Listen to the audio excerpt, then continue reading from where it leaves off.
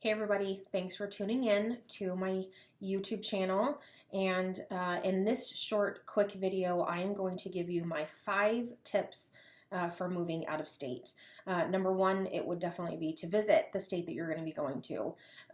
We did that and it was most helpful because in pictures and on the internet, everything looks pretty.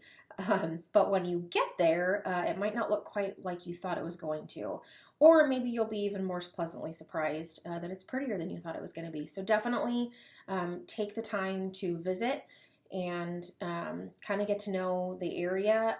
I suggest more than a weekend if you can. I would say probably 4 or 5 days, depending on what state you're going to. If you kind of have an idea of what area you're going to be in, it's nice to kind of be able to go, drive around, look at what's there, maybe look at schools if you have kids, kind of just see, what it's going to be like. So that's first thing.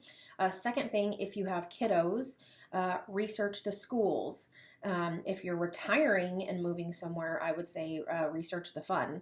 But we'll concentrate on schools. So one way that you can do this is get online and go to greatschools.org. It's a fantastic website. We'll give you, you can kind of put in an idea if you know what district you're going to be in or what school district you'd like to be in. It gives ratings and they're honest. The other thing that you can do is jump on Facebook and look for that particular school. We moved to Zionsville, so I got on and looked at Zionsville Community Schools and read as much as I could to see if there were parents, obviously posting things on the school social media page. And then you can also do a quick Instagram search. So search those hashtags. So for us, it was Zionsville Community Schools. It could be Fishers if you're looking at Indiana specifically, Fishers, Noblesville, Avon. Search the hashtags for the school. I would say high schools, junior high, obviously elementary if you know those. So that would be my second recommendation. My third would be to find your community. So when we came and visited in Indiana, from our experience, we really kind of only looked at Zionsville, and then we sort of ventured out a little bit, but we were visiting friends, and it was kind of like we hadn't really thought about moving. And then once we were in the area and we kind of got around, we realized we love it here. How do we get here? So definitely get on Facebook or get on the interwebs and just search, whatever city you think that you're going to be living in or that you would like to move to. So good resources would be like the Chamber of Commerce pages, city websites. I would do local news, if you're kind of concerned, okay, well, what's going on in this community? Is it a quiet community? Is it not a quiet community? Definitely find out as much as you can on the internet. That's the beauty, right, of living in 2021. You can just, like my boys say, search it up. Number 4 would be to budget. Coming from, a state that was super pricey, California, going to a Midwest state is you kind of have some sticker shock. So I would definitely budget out, if you're changing jobs or what have you, budget what you know. Are you planning on moving before buying a house and before getting a job? You can do it.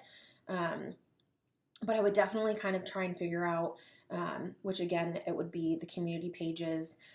We have a great resource in, utility companies. You can go on their website, you can make a call and say hey, do you have kind of an average.